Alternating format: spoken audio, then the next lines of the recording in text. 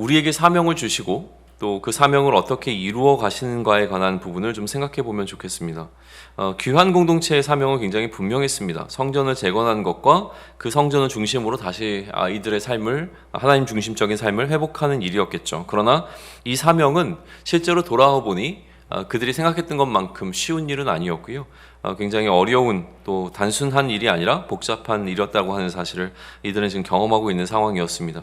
이러한 재건 공동체에게 왕이라는 하나님의 사명을 맡은 다윗을 통해서 역대기 기자는 메시지를 던지고 있는 것인데, 다윗은 기름 부음을 받았죠. 왕으로 사명을 받았는데, 그러나 그 앞에 놓인 현실은 사울이라고 하는 벽에 막혀서 왕이 되기에는 굉장히 어렵고 힘든 상황이었다라고 하는 거예요.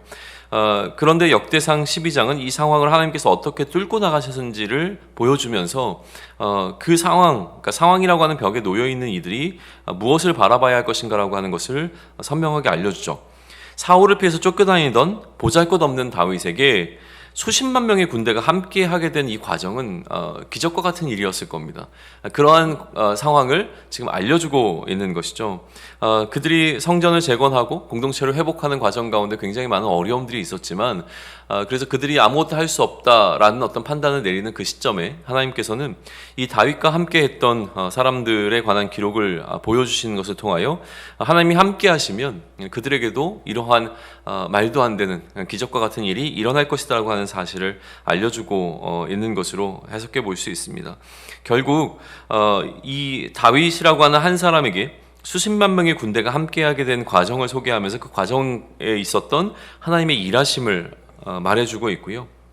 하나님이 함께하시면 답이 없는 상황이 역전된다라고 하는 사실을 명확하게 보여주고 있습니다. 그리고 다윗과 함께 하신 그 하나님께서 귀한 공동체와도 함께 하실 것이라고 하는 것을 역대기 기자가 의도했다고 한다면 이 사실은 오늘을 살아가는 우리들에게도 동일하게 적용이 될 겁니다.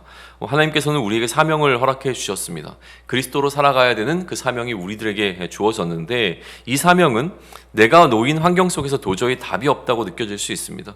세상의 질서를 거부하고 그리스도의 질서대로 또 그리스도로서 맡아야 되는 그 사명을 감당하는 우리들에게 이 상황은 우리에게 우호적이지 않습니다.